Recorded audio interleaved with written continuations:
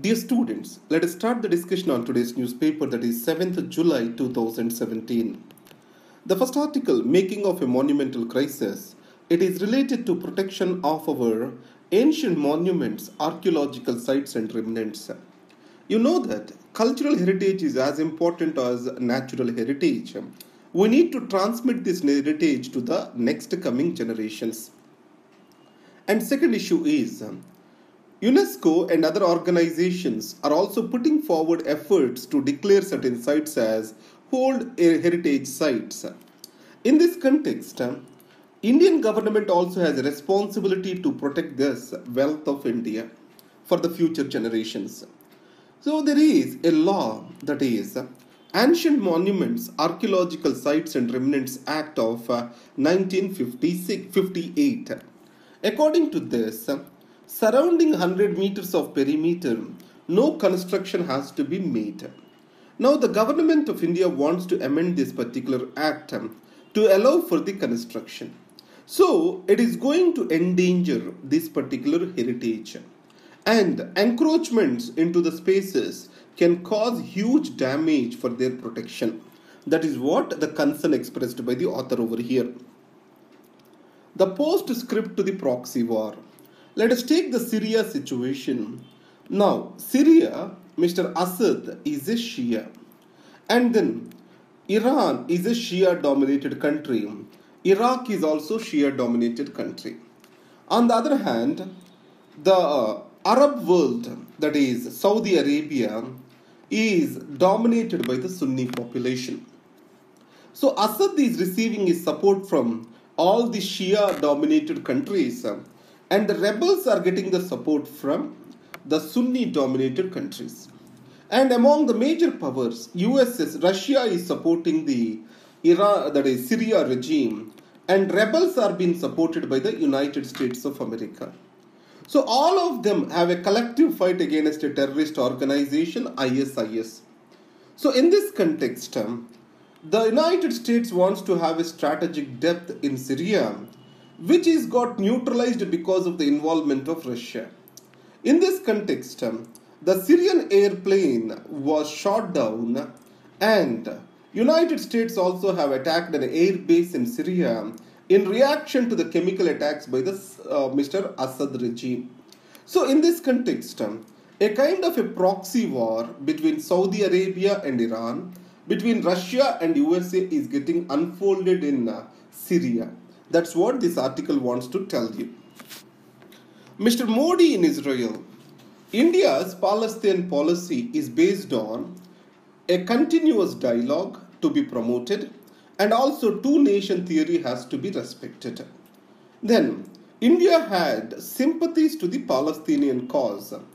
Indian Prime Minister, during his visit to Israel, in the bilateral statement, all these two important points, the most important are central to foreign policy, are missing. And second is, India has a deep defense connections with Israel. And added to that, India also going to strongly engage with matters related to cyber security, energy, water, and all these non-strategic issues. Strategic partner in non-security issues. So, altogether, India's defense posture and also diplomatic posture with regard to Israel-Palestinian issue is changing. So, author says that it can dampen the moral authority India has got till date in the international affairs. And along with that, in West Asia, there are three pillars or three axes. One is Iran axis, Saudi Arabia, next is Israel axis. So if India would have raised the Palestinian issue with Mr. Benjamin Netanyahu, India could have well balanced the other two axes, that is Iran and Saudi Arabia. That's what this article tries to say. And then, déjà vu in Brazil. That is what is the next article. So there is a famous anti-corruption movement which we can quote as an example in our current GS, that is Lava Jato movement. Because of this movement, Dilma Rousseff, the former president of Brazil, she was sent out of the office. Now Michael Temer, who was the vice president then, he became the president. Now, the same Lavajata movement also has identified the corruption and levied the corruption charges against the existing president. And in these circumstances, we need to understand Brazil is going through a crisis situation because of the populism and welfare and fall in the commodity prices. The revenues of the state have decreased and it is in a fiscal crisis. The existing political crisis, it is going to add on to the economic crisis, and that can be a disaster for that country. Go to the open-ed page. Should we grow GM crops, genetically modified crops, is the question. So we need to talk about positives and negatives of this. So the positives are food security. Now, as the population is growing, we need to find solutions for their food security. And India is also dependent on import of oil seeds, which can be avoided if we go to the GM crops. And the other thing is, the GM crops reduces the use of pesticides, herbicides, etc. And because of this, the danger or contamination in the nature is going to come down. That way it will protect the environment.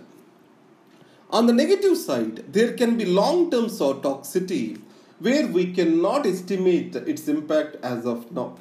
But however, there are no proven studies as of now, but more it is a fear.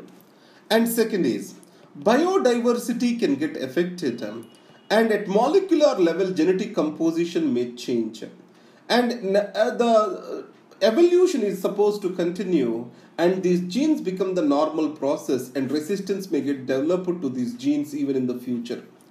And on the other side, the multinational companies hold the control over this and it can push the people into debt trap as the cost of agricultural production is bound to increase. And finally, the GM crops and regulatory mechanism in India, if you observe, the regulation has a self-conflict or it has got a conflict of interest. It means the people who are having a commercial interest, they themselves will cultivate and they conduct the field trials and they submit the report to the regulator. Because of this, the report or field trials are expected to be positive in support of them. There is a possibility for manipulation. So these are the issues which are being discussed. Thinking multilateral, what does that mean? There are many multilateral agencies such as Shanghai Cooperation Organization and Shangri-La Dialogue. And India also has raised the Raisina Dialogue. So all these multilateral forums need a constructive engagement from Indian side to make the world listen its voice. India has to actively participate in them. That is what this article is emphasizing on. Let's go to the front page. There is a standoff is still continuing at Doklam Plateau and that is Tri-Junction. And the political level it is expected to be solved. And Prime Minister Modi and President Xi Jinping are expected to meet in Germany for G20 summit. But however, there are no signs of meeting as of now. As it has been clearly stated that the China is raising its voice and taking a tough stand and kept a preconditions that without India moving back, no dialogue can be possible. That is what is the situation. Now at the end of this, I gave you the notes of the day and it will be available at